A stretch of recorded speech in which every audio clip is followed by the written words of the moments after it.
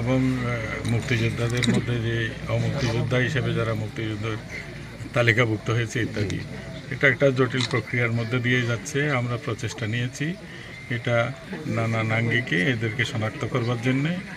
এটা যেরকম মুক্তিযোদ্ধাদের সংগঠনের দিক থেকে শনাক্ত হবে, একইভাবে জনসাধারণকে আমরা সুযোগ দিচ্ছি যাতে তাদেরকে শনাক্ত করা যায়।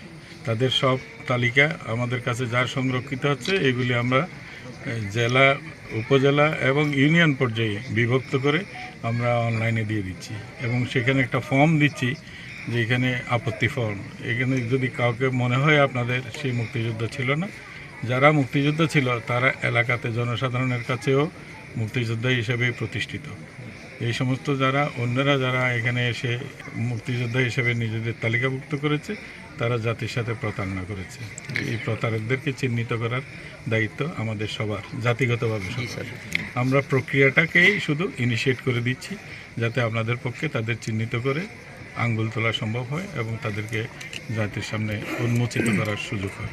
আমাদের জাতির মধ্যে একটা প্রচণ্ড ঐক্যের আবহ সৃষ্টি হয়েছে। আমরা ঐক্যবদ্ধ আছি, ঐক্যবদ্ধভাবে যে সংস্কার থেকে শুরু করে নির্বাচন সবটাই আমরা সম্পন্ন করব, এটাই আমাদের দৃঢ় প্রতিজ্ঞা। এবং এইখানে কাউকে বিচ্ছিন্ন রেখে না, আমরা সবার ঐক্যমতের ভিত্তিতেই সিদ্ধান্তগুলো হবে।